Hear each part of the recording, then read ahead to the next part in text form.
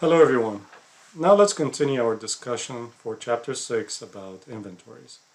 And since we already saw the, the calculations for FIFO, LIFO and the weighted average methods, now let's do some kind of comparison of inventory costing methods. So a different cost flow is assumed for the FIFO, LIFO and the weighted average inventory cost flow methods. Because of that, the three methods normally lead to or yield different amounts for the following. They yield different cost of goods sold values, gross profit, net income, or ending inventory. The only time these variables would have the same values if the cost was not changing during the period and maybe previous periods.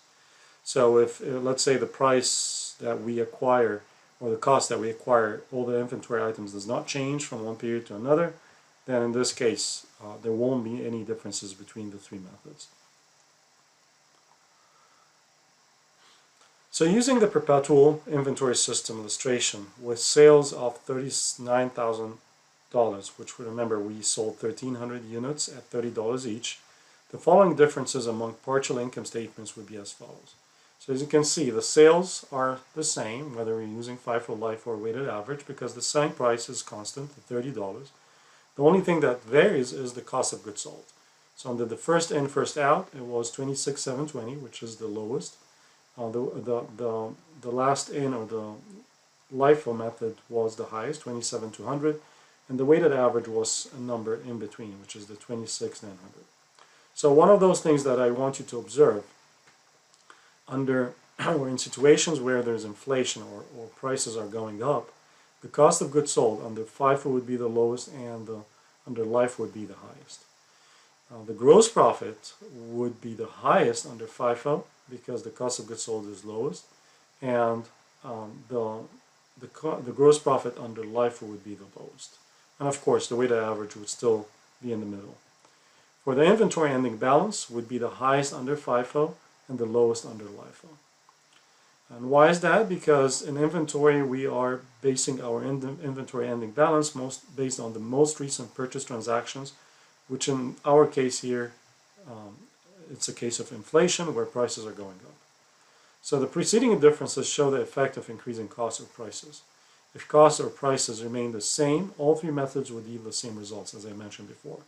However, costs or prices normally do change. In real life, we never live in a cost that is in a world where the cost is the same.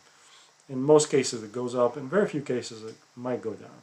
So I just want you to also notice that if the cost is going down, then all these rules are going to reverse. So the inventory under FIFO would be the lowest in this case. So this is, I think, a very nice chart because it gives you like some kind of simple comparison for the cost of goods sold, gross profit, net income, and ending inventory in the scenario of increasing cost and the scenario of decreasing cost, and then what would lead to the highest amounts and lowest amount. Of course, you can tell it's always the opposite, and of course here it's the opposite. So this is the typical scenario here. I think if you remember one of them, then I think everything else would be easy. So if in a scenario of inflation or increasing cost, the cost of goods sold would be highest under LIFO, gross profit, net income, and ending inventory would be the highest under FIFO. So public companies that would like to show that they are very profitable, they want to impress their investors, they usually try to use FIFO as their cost flow method because it would lead to higher gross profit and higher net income, and of course higher values of ending inventory, which is reflected on their balance sheet. So reporting inventory in the financial statements. Cost is the primary basis for valuing and reporting inventories in the financial statements. However, inventory may be valued at other than cost in the following cases. So the cost of replacing items in inventory is below the recorded cost. So in other words, if the value of the items that we have in our warehouse gets to be very low in the market, in this case we have to adjust it to the market. Another thing is the inventory cannot be sold at normal prices due to imperfections or style changes, especially in clothing and things like that, things related to fashion or technology. Sometimes when things get to be old, so spoilage, damage, obsolescence, or obsolescence to be more accurate, or other causes. So all of these are reasons that we might need to change the value of our inventory. And because of that, we're going to use a technique called lower of cost or market. It goes as LCM. So in accounting, we use the term LCM for lower of cost or market. I know in math, LCM is the least common multiplier. That's a different thing. But in accounting, LCM is the lower of cost or market. So if the market value is lower than the purchase cost, the lower of cost or market, or LCM method, is used to value the inventory.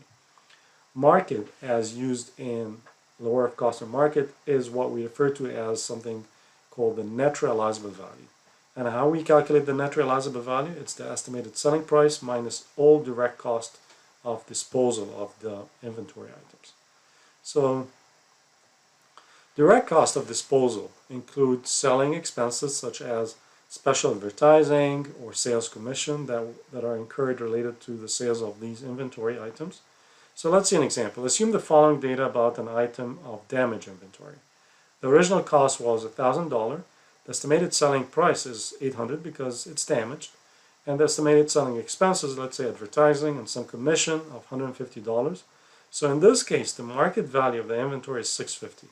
And the market value is the net realizable value, which is the $800 estimated selling price minus the estimated selling expenses of $150. So the net realizable value, or the NRV, is $650. So in this case, we have to reduce the value of our inventory from $1,000 to its market value of $650. So the lower of cost or market method can be applied in one of three ways. The cost, the market price, and any decline could be determined for the following. Each item in the inventory, so we go item by item, which is a little bit more exhausting.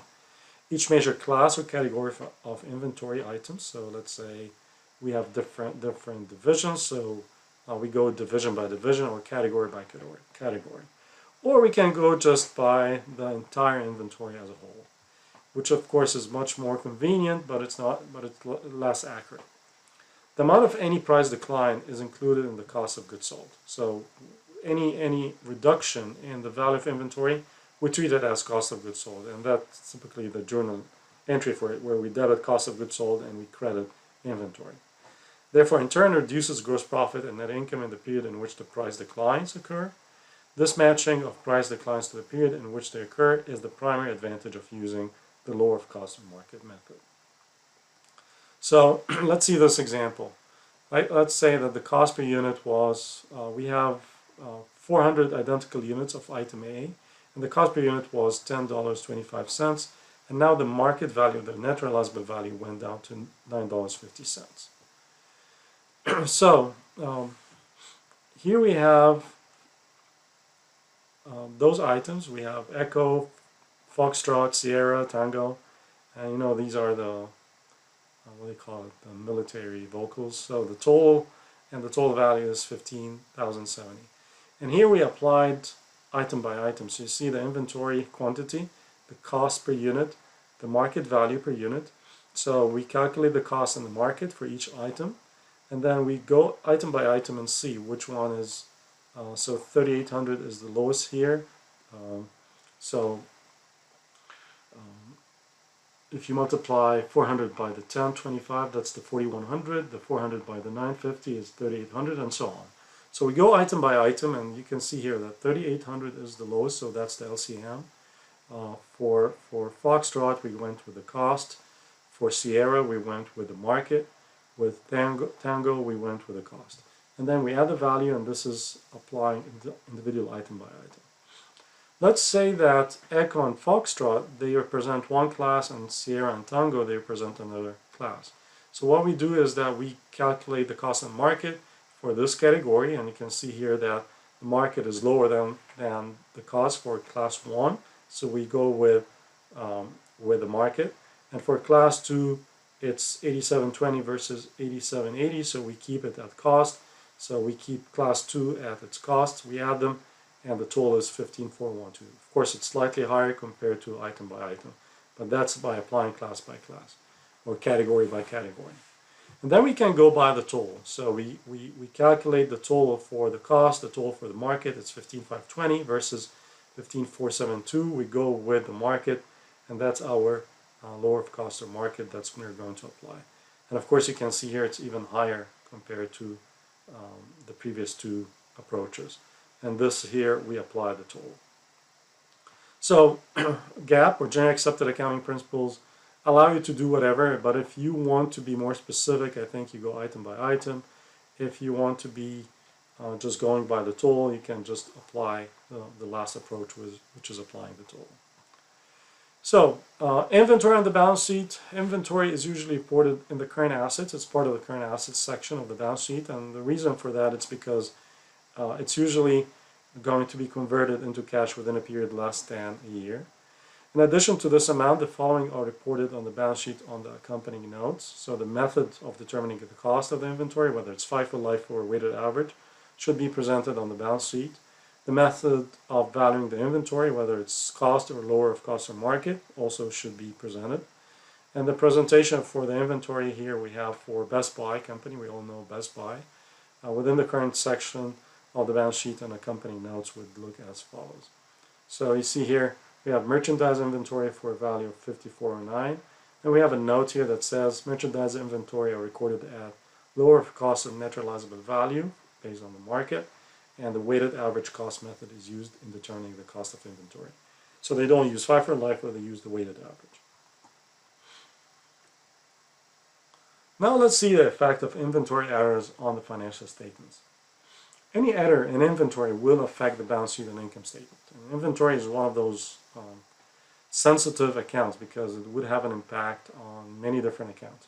And most importantly, it would have an impact on net income. So some reasons that inventory errors might happen are things like physical inventory in hand was miscounted, so the physical count was miscounted. The costs were incorrectly assigned to inventory using an inventory costing method, such as FIFO, LIFO, or weighted average, and that was incorrectly applied. And again, you can see that it might be simple if you're applying few transactions, but if we have a lot of transactions, there are chances of having some mistakes and some errors, especially if we have so many items in the warehouse. Also, inventory in transit was incorrectly included or excluded from inventory. And then consigned inventory was incorrectly included or excluded from inventory. Consigned inventory these are items that the company is selling on behalf of others. So we might have items that are out on consignment. So in other words, we're actually asking other companies to sell it on our behalf, and they are not part of our warehouse, and we might forget to include it in our inventory.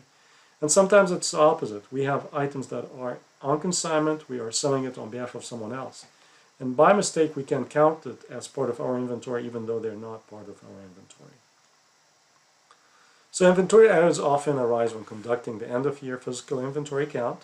So for example, merchandise that was ordered free on board shipping point may be in transit at the end of the year and therefore not counted as part of the physical inventory because they're still in transit. Even though the inventory has not been received, the title to the merchandise passed to the buyer at the time of shipment and should be included in the buyer's physical inventory. So this is one of those things that usually the accountants would try to do their best to make sure it's correct. Likewise, manufacturers sometimes ship merchandise to retailers who act as the manufacturer's selling agent. So the manufacturer, called the consignor, retains the title until the goods are sold. Such merchandise, called consigned inventory, is said to be shipped on consignment to the retailer, and the retailer in this case is called the consignee. Any unsold merchandise at year end is part of the manufacturer's consignor's inventory, even though the merchandise is in the hands of the retailer.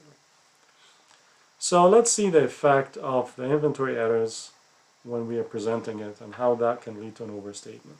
So let's see ending inventory was overstated in the current period. If it's overstated, the cost of goods sold would be understated. And the gross profit would be overstated. And then this would also lead to an overstatement of net income. On the balance sheet, of course, your ending inventory would be overstated, current assets would be overstated, total assets overstated, retained earnings, total stockholders' equity, and the liabilities and stockholders' equity, all of these would be overstated. When the ending inventory is overstated, that would be the beginning inventory for the next year, and that would be an overstatement. And this overstatement would lead to an overstatement of goods available for sale. And the goods sold, cost of goods sold, would be overstated. Unlike the scenario that happened last year, it would reverse in the next year. And the gross profit would be understated, the net income would be understated, and all balance sheet accounts would be correct, because the overstatement that happened in ending inventory would be offset by the understatement in the beginning inventory, in the beginning inventory, yeah, with the overstatement of the beginning inventory for the next year, which would lead to an understatement of the gross profit. The opposite is exactly true if we go with an understatement for the current period. Okay, cost of goods sold would be overstated, everything else would be understated, and then the overstatement would be reflected as an understatement in the beginning of next year, which would lead to an understatement of the cost of goods sold in the following year. Yet the balance sheet accounts would be corrected in the following year. Because of that, many people think that it's not a big deal to have an overstatement or understatement in one year, because that would correct itself in the following year. So the effect on balance sheet reverses in the following year. Here we have an example for a company called Zula, and we see here a 300,000 overstatement, and you see that the cost of goods sold was understated and everything was overstated, and then in the following year the gross profit was understated and the net income was understated, leading to a correction, and then all the other balance sheet accounts were corrected. One last thing that I want you to pay attention to is the analysis for decision making. And I think this is always a good part of the chapter, because we get to apply what we learn. So today we're going to be talking about something called inventory turnover and another ratio called days sales in inventory. So a merchandising business should keep enough inventory on hand to meet its customer needs. You don't want a customer to come to you asking for a product and then you say, oh, I don't have it, you have to wait for me. You're losing that customer by not having your inventory available. So two measures to analyze inventory management. One is called inventory turnover, as I mentioned, and the other one is day sales in inventory. So let's start with inventory turnover. This measures the relationship between the cost of goods sold and the amount of inventory carried during the period. It measures the number of times inventory is turned into sold goods during the year. And it's computed as follows. We get the cost of goods sold from the income statement divided by average inventory. And average inventory, please try to remember that, because that's a very common issue for many students. Average inventory is the beginning inventory plus ending inventory divided by 2. Some people might ask, where do I get the beginning inventory from? It's the ending of last year. So I get the ending of last year plus the ending of this year, divide them by 2, and that would be the average inventory. And when you divide cost of goods sold by average inventory, you get the inventory turnover, which is how many times we were able to buy and sell inventory during a period. So let's see Best Buy here. We have the cost of goods sold over 3 years. We have the inventories beginning year and ending year, and you can always see that ending year is the beginning of the following year, ending year is the same as beginning of the following year. And then you calculate the average for year 1, 2, and 3, or in this case it's 3, 2, and 1. And then the inventory turnover would be dividing the cost of goods sold by these values. And you can see that for year 1 it was 6, now it's 6.4, and now in year 3 it's 6.2. So, in other words, if I want to translate this, Best Buy, they buy and sell their inventory about 6 times per year. So every couple of months, every 2 months, they buy and sell their entire inventory, which I think this is very great for an IT company. So generally, the larger the inventory turnover, the more efficient and effective the company is in managing inventory. The days sales inventory measures the length of time it takes to acquire, sell, and replace the inventory. It's computed as follows. We get the average inventory, again beginning plus ending divided by 2, divided by average daily cost of goods sold. And that's something that we have to calculate, so we'll see how we calculate it. The average daily cost of goods sold is determined by dividing the cost of goods sold by 365. Which is the number of days in the year. So we get 365 days per year. Some people, they divide it by 360, but to be more accurate, when it comes to this specific ratio, we like to divide it by 365. So look at, again, Best Buy. Here's our year 1, year 2, and year 3 cost of goods sold. This is their average daily goods sold, where you take these numbers, divide them by 365, and you can see it's 82, 88, and 90, and this is the average inventory. And then the day sales inventory, we take the average inventory divided by the average daily cost of goods sold. You can see it takes about 60 days, 0.4, 57 days, and 58.9. So basically it's converting the previous ratio, which is the inventory turnover, into number of days. And of course you can see here that the company did better between year 1 and year 2. It went down from 60 to 57 days, and of course the less days the better. And then it went up slightly, 58.9, which is still within a very good range. As with most financial ratios, differences exist among industries, so we cannot compare all companies together when it comes to sales. Of course, IT companies are different from car dealerships, different from grocery stores, different from department stores. So everybody has their own kind of ratios. And so for example, here we have an example for a Kroger company, which is a grocery store chain. Because the food is perishable and they can go bad, it will sell more rapidly than Best Buy's consumer electronics. Therefore, Kroger's inventory management should be significantly more efficient than Best Buy. So you can see here for Kroger, the turnover is 14.2 times per year, which is translated into 25.7 days. They can get rid of their entire inventory versus 58.9. So by that I conclude chapter 6. I hope you find this useful. Please study hard and let me know if you have any questions.